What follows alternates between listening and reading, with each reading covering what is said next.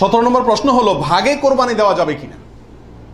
এটা একটা গুরুত্বপূর্ণ প্রশ্ন আজকালকার যুগে, কারণ কোন কোন ওলামা একরাম বলছেন ভাগে কোরবানি দেওয়া যাবে না, বরং গরু হোক আর ওঁট হোক, যত বড় পশুই হোক, দিলে একজনের পক্ষ থেকেই দিতে হবে, 7 ব্যক্তির পক্ষ থেকে যথেষ্ট হবে। এই যে কথা প্রচলিত আছে, এটাকে অনেক কোন কোন ওলামা একরাম কি করছেন, অস্বীকার করছেন। আসলে সঠিক কোনটা, এ ব্যাপারে আগেই বলেছি যে একাডেমিক আলোচনা খুব বেশি লম্বাচড়া করার ইচ্ছা নাই এবং সুযোগও নেই।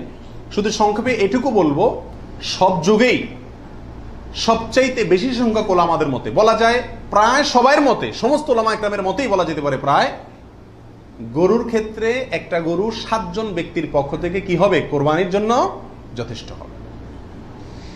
এক্ষেত্রে বিচ্ছিন্নভাবে যে 2-1 জন আলেম বলছেন যে গরু হোক আর ওঁট হোক একজন থেকে হবে, 7 জন থেকে হবে না, তাদের যুক্তিগুলা খুবই ঠুনকো এবং খুবই দুর্বল।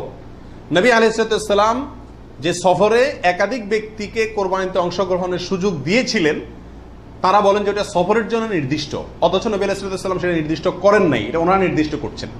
নবী আলাইহিস সালামের কোনো নির্দেশ সফরে হোক, হাজারে হোক, সফরের বাইরে হোক, যে কোনো নির্দেশ সাধারণত ব্যাপকভাবেই সবার জন্য সব সময়ের জন্য প্রযোজ্য হয়, যদি কোরআন এবং সুন্নাহর কোনো বর্ণনা দ্বারা নবী আলাইহিস সালাম নিজে ওইটাকে নির্দিষ্ট না করে দেন। তিনি সফরে যদি কোনো নির্দেশ করেন, ওই সফরের বাইরের জন্য সেটা কার্যকর হবে কি হবে না। যদি কেউ সফরের জন্য নির্দিষ্ট করতে চায়, তাহলে তার জন্য পৃথক দলিলের প্রয়োজন।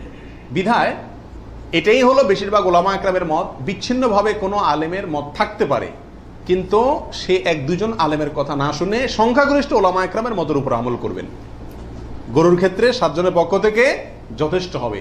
তবে একটা কথা এখানে বলতেই হবে, সেটা হলো উত্তম হলো একাকি দেওয়া, ভাগে না দিয়ে কিকে দেওয়া, একাকি দেওয়া। এক্ষেত্রে কারোর কোনো দ্বিমত নাই, একাকি দিতে পারলে সে সবচেয়ে বেস্ট এবং